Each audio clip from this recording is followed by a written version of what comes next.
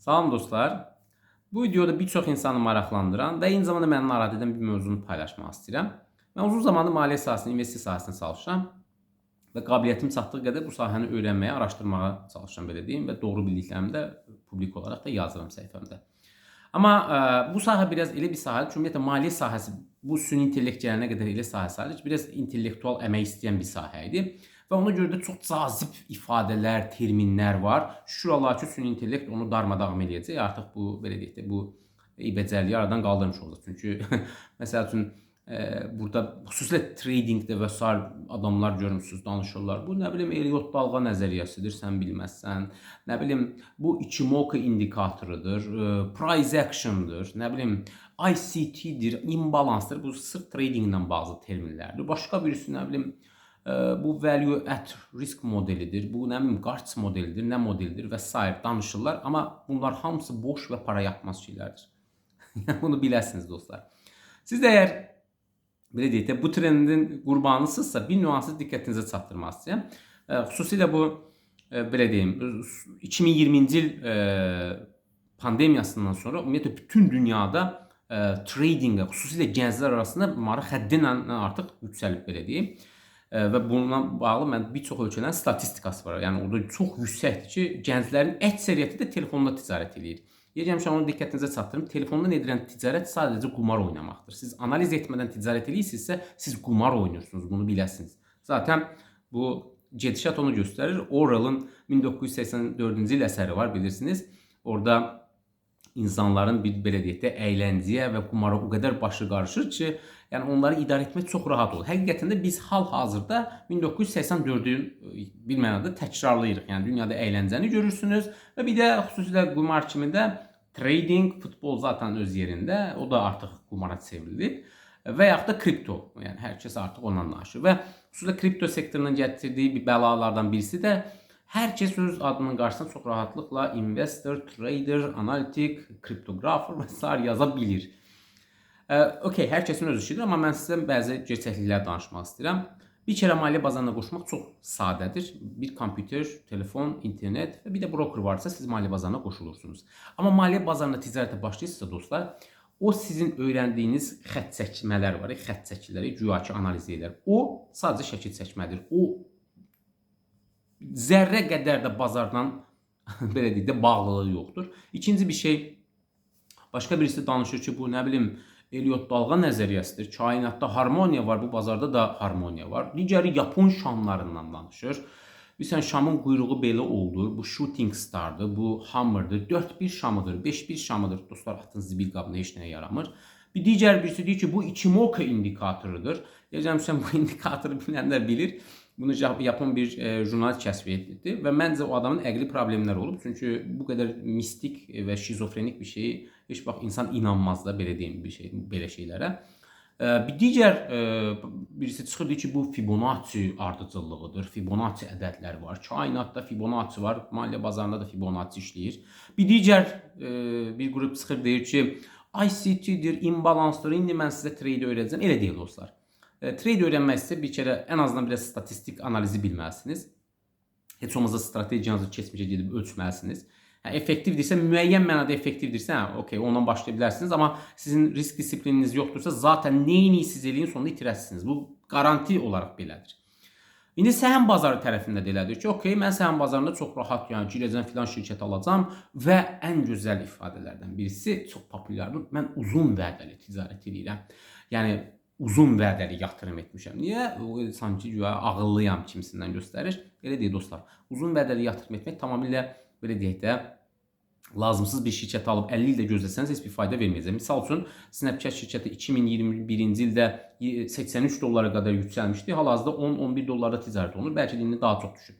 Yəni o şirkəti 50 ildə gözləsəniz sizə heç bir şey qazandırmayacaq. Səbəb odur ki, o şirkətin hər hansı bir innovasiyası yoxdur və yaxud da gələcəkdə hər hansı bir perspektiv dönüş nöqtəsi yaradacaq bir məhsul da təqdim eləmir ki, deyəsiniz ki, bunu alım, həqiqətən gözləyib. Buna bet eləmişəm bir mənada. Bir digər önəmli faktor dostlar, bu sahəni belə deyək də belə populyarlaşdıran bir digər faktor da heç bir bu sahəyə bağlı olmayan YouTuberlar, nə bilim, influencerlar çıxır. Misal üçün Baxırsınız ki, adam ingiliscə dərs deyir, amma S&P 500 indeksindən danışır, səhm bazarına girin. Başqa birisi tam fərqli bir şeylə məşğuldur, adam podkast çəkir, zənginlər necə zəngin olur? Və yaxud da bir digər çıxır deyir ki, məsəl üçün, mən sizə indi trade öyrədəcəm, YouTube-dan, nə bilim, çox rahat pul qazana bilərsiniz və s. Bu elə deyil, bu sahə çox çətindir. Amma bu sahə eyni zamanda kifayət qədər intellektual əmək istəyən bir sahədir. Bu sahəyə qoşulmusunuzsa, bilin ki, siz zero sum game'in bir parçası olmuşsunuz. Zero sum game o deməkdir ki, dostlar, nəticəsi sıfıra bərabər olan oyundur. Yəni siz istər forex-də ticarət edin, istər kriptonla, istər səhmlərlə ticarət edin. Bu bazara qoşulmusunuzsa, bir tərəf itirməlidir ki, siz qazana biləsiniz. Yəni misal üçün siz səhm almışsınız, səhmi satan adam itirir, siz qazanırsınız. Siz isə səhmi almışsınız, siz qazanırsınız misal üçün. Və yaxud da ki, bütün sahələrdə dediyim kimi forex olsun. Tutaq ki, siz avro dolları satmışsınız, amma qazanırsınız və ya itirirsinizsə, dolları alan şəxs qazanır misal üçün. Yəni bu hər zaman belədir. Zero sum game'dir. İndi bu bir oyun olduğundan dolayı təbii ki, bu oyun deyərkən bunu çox da bəsitləşdirmək, yəni bu qumar və yaxud da kazino tipli bir şey deyil. Bu müəyyən mənada proqnoz edilməsi mümkün olan bir sahədir, müəyyən mənada. Amma bir kərə bilin ki, oyundursa, oyunun qarşı tərəfi də var. Yəni burada siz çox ağıllı insanlara qarşı yarışırsınız. Hedge fondlar var, milyardlarla dollar vəsaiti var, kvant fondlar var. Dünyanın ən ağıllı insanlarını, ən yaxşı universitetlərdən çıxmış PhD-li, belə deyək də, riyaziyyatda, fizikada, astronomiyada PhD-si olan, doktorantura təhsili olan insanları işə götürürlər. İndi siz bunlara qarşı yarışırsınız, bir tərəfdə də baxırsınız ki, nə bilim, heç formal təhsili olmayan bir insan sizə başlayır, bu bazarı izah eləyəcəm deyir. Baxalı həyat tərzini aşılayır və yaxud da necə deyim, hər hansı bir absurd, belə deyək də, test olunmamış strategiyalar üzərindən danışır və deyir ki, okey, sən burada 1 milyoner olacaqsan. Bu belə deyil, dostlar. Burada önəmli bir faktor diqqətinizə çatdırmaq istəyirəm. Əgər siz bu sahəyə qoşulmaq istəyirsinizsə, ən azından fundamental bəzi şeyləri, bəzi şəxsləri, bəzi kitabları oxumalısınız. Əsla və əsla hər hansı bir türk blogerin və yaxud da nə kiminsə texnik analiz kitabını, texniki analiz kitabını oxumayın. Xahiş edirəm sizdən. Yəni YouTube-da öyrəndiyiniz standart şeylər heç bir şeyə yaramır, işləməyəcək. Baxın, o YouTube-da öyrəndiyiniz 90% indikatorlar effekt vermir. Məsələn, moving average ən populyar indikatorlardan birisi. Ümumiyyətlə indikatorların 99%-i ortalamaya əsaslanır. Ortalama bazarda işləmir. Niyə görə işləmir? Təbii mən bu haqda saatlarla danışa bilirəm. Ortalama əslində belə deyək, belə bir yanaşma var ki, kainatda orta həddə reqressiya hakimdir. Bu Gauss teoremindən isbat edilmiş bir şeydir.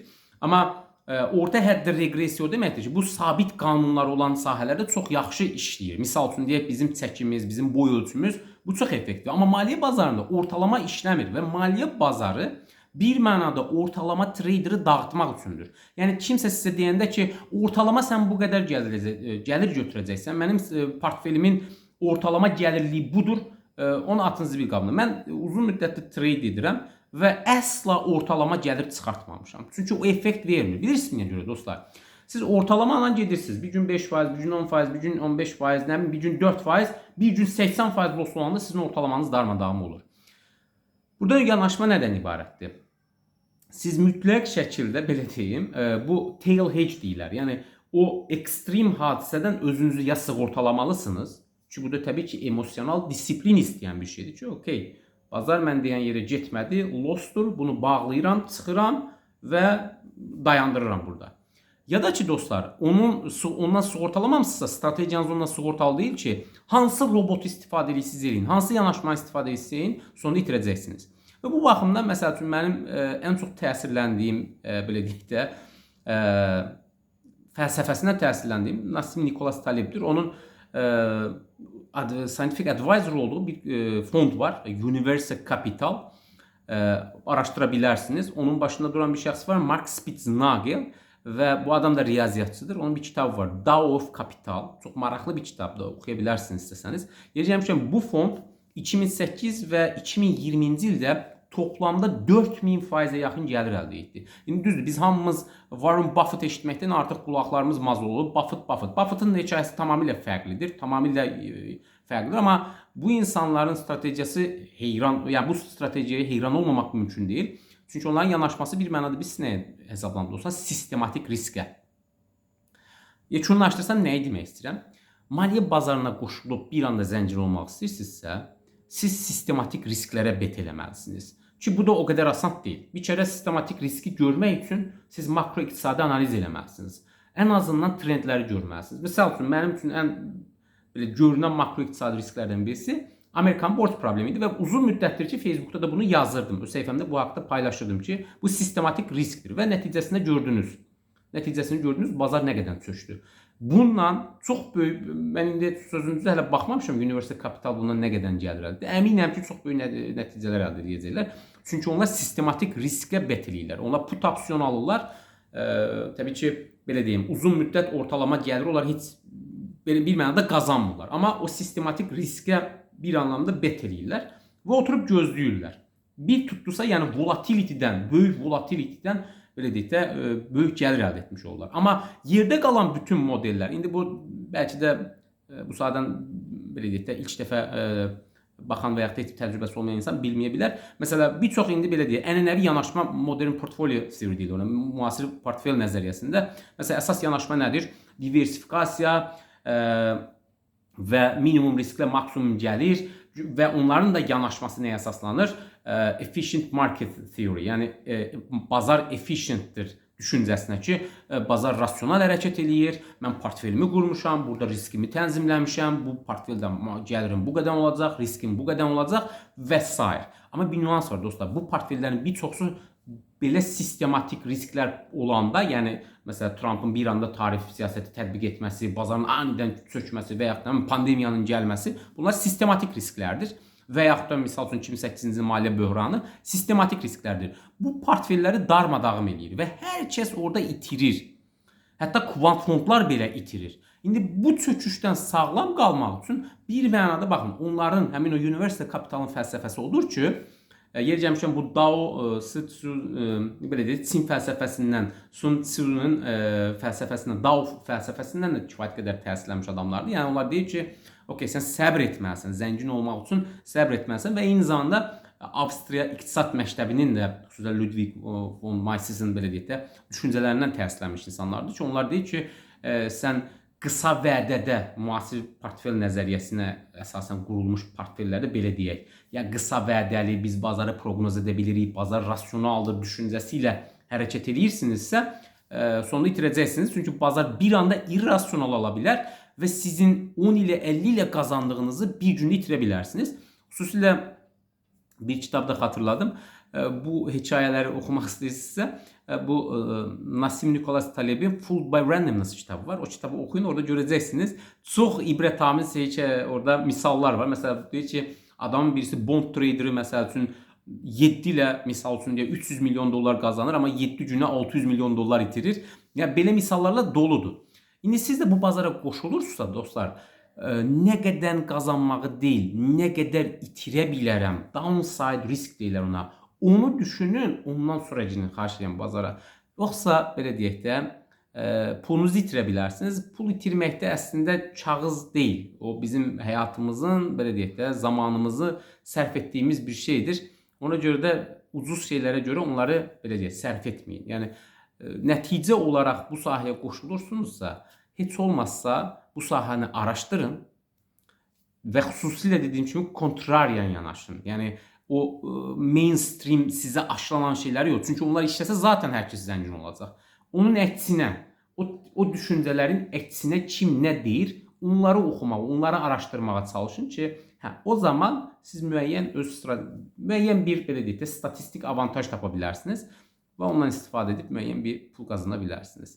Ümid edirəm faydalı olmuşdur dostlar. Uzatmaq istəmirəm, amma dediyim kimi bu sahəyə qoşulursunuzsa mütləq kifayət qədər araşdırın, ondan sonra qoşulun. Sağ olun.